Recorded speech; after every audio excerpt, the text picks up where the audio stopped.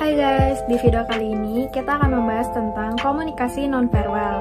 Apa sih komunikasi nonverbal itu? Komunikasi nonverbal adalah transfer informasi melalui penggunaan bahasa tubuh seperti ekspresi wajah, kontak mata, dan gestur tubuh. Nah, di dalam dunia kerja, komunikasi nonverbal ini tidak kalah pentingnya karena akan membantu kita untuk mengetahui perasaan lawan bicara kita. Ekspresi wajah disebut menjadi bagian penting dari komunikasi nonverbal dikarenakan kita dapat memberikan banyak informasi ke lawan bicara melalui ekspresi. Misalnya ketika kita merasa excited dengan topik yang dibawakan oleh lawan bicara, kita akan memunculkan ekspresi yang tersenyum atau menggambarkan ekspresi yang gembira. Tetapi ketika kita bosan dengan topik yang dibicarakan, kita akan mengeluarkan ekspresi cemberut atau ekspresi yang sudah bosan dengan sendirinya. Itulah mengapa ekspresi wajah sangat penting diperhatikan saat kita sedang bicara di tempat kerja kita. Ekspresi wajah juga sama pentingnya dengan menjaga perkataan saat bicara. Selanjutnya ada gestur. Gestur tubuh juga menjadi salah satu contoh komunikasi nonverbal yang wajib kita pahami.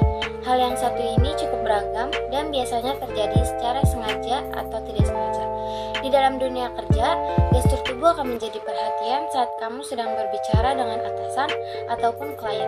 Misalnya, kamu menunjukkan gestur tubuh yang tidak nyaman saat berbicara. Maka, lawan bicara akan tahu jika kamu merasa terganggu.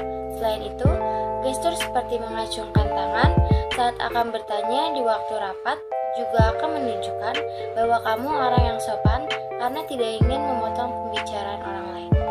Bahasa tubuh adalah cara seseorang dalam menempatkan tubuh mereka secara alami tergantung pada situasi, lingkungan, dan bagaimana perasaannya. Itulah mengapa dari bahasa tubuh, lawan bicara kita dapat menerima informasi mengenai suasana hatinya. Contohnya seperti ini. Saat ada orang sedang bicara dengan menyilangkan tangan dan dahinya berkerut, maka kemungkinan ia sedang merasa kesal dan marah karena suatu hal. Nah, oleh karena itu, saat sedang bicara dengan orang yang kita hormati, bukan hanya ucapan saja yang perlu dijaga, namun bahasa tubuh juga perlu diperhatikan. Nah, yang keempat ini ada sentuhan.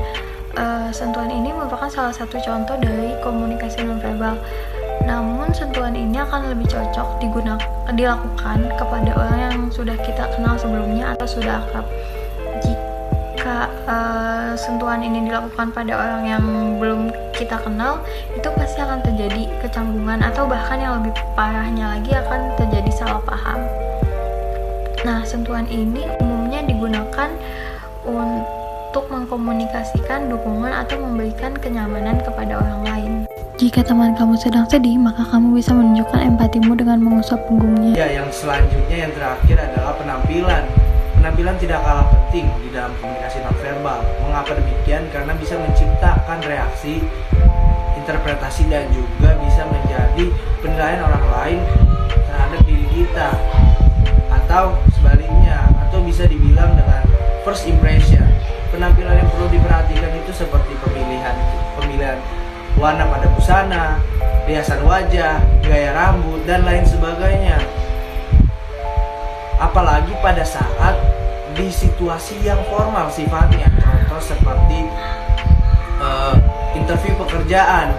Pada saat interview pekerjaan tentu kita tidak ingin rekruter berkesan yang kurang baik terhadap diri kita hanya karena pakaian kita atau pemilihan kita yang kurang baik atau kurang rapi. Nah, sekian penjelasan mengenai apa itu komunikasi nonverbal dan juga contoh-contohnya.